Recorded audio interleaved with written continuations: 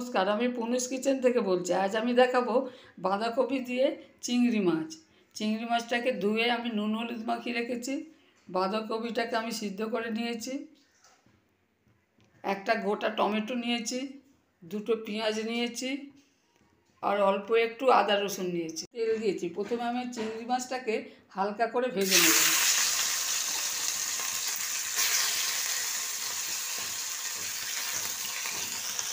চিংড়ি মাছটা ভাজা হয়ে গেছে। ওই কড়াতে আমি তেলেতে গরম মশলা, দারচিনি, ছোটো এলাচ দিলাম। এবার পেঁয়াজটা তুলে দিলাম।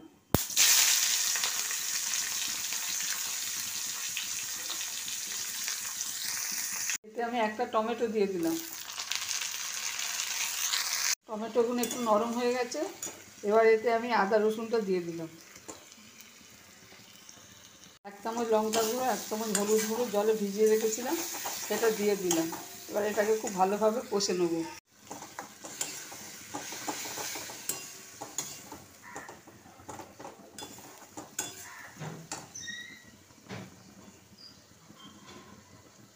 তেল ছেড়ে এসছে।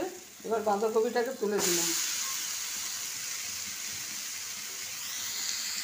পরিমাণ মতো নুন আর চিনি দিয়েছি, দিয়ে খুব ভালোভাবে নেড়ে নিয়েছি। এবার এতে যে চিংড়ি মাছটা ভেজেছিলাম দিয়ে দিলাম। বাঁধাকপি দিয়ে জল বেরোচ্ছে, সেই জন্য আমি আর কোনো জল দিলাম না, একদম আঁচ কম করে দিলাম। দিয়ে এটাকে আমি চাপা দিয়ে রেখে দেবো। বাঁধাকপিটা শুকনো হয়ে গেছে। এবার এর উপরে আমি ধনেপাতা ছড়িয়ে নামিয়ে নেব।